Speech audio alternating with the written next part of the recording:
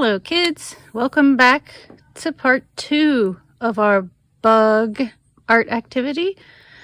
And after you have already sketched the bug that you want to do, or the insect, so I'm going to demonstrate first with the ant. This is my pencil sketch that I did.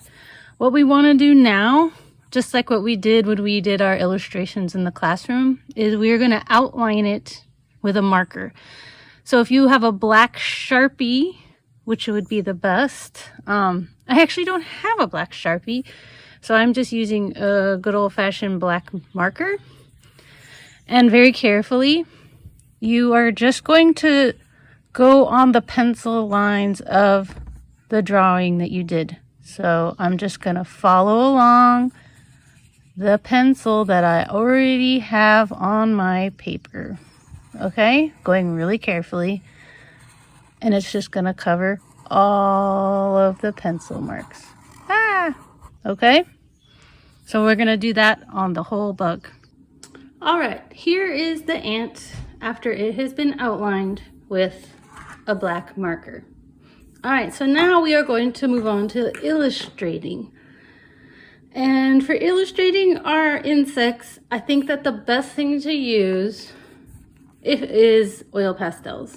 If we were in the classroom, we would be doing this activity with oil pastels.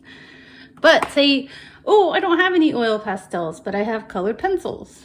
You can use colored pencils. And so I'm going to demonstrate how to illustrate your ant if you want to use colored pencils. So we have these nice dark marker outlines, and when we start to fill in our insect, we want to make sure we stay inside those lines, okay? And I am pushing kind of hard because I think it looks better that way, whereas if you do it really light, it looks like a lot of white is showing. So let's try to practice coloring it in so it's really dark. And remember guys, if we are, or kids, if we are coloring inside or illustrating inside of this kind of a shape, sometimes it makes it easier if you make that shape with your pencil, and you have a less chance of getting outside the line, because we want to do level 4 artwork. Remember, we don't want any white showing if we can.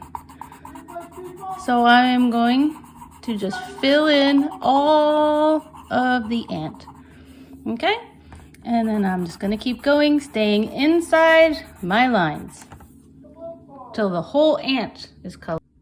All right, I have just colored in all of my ant, and I can see there are a little bit of white spots here and there, but for the most part, I stayed inside the lines as I was illustrating, and there is my ant. All right,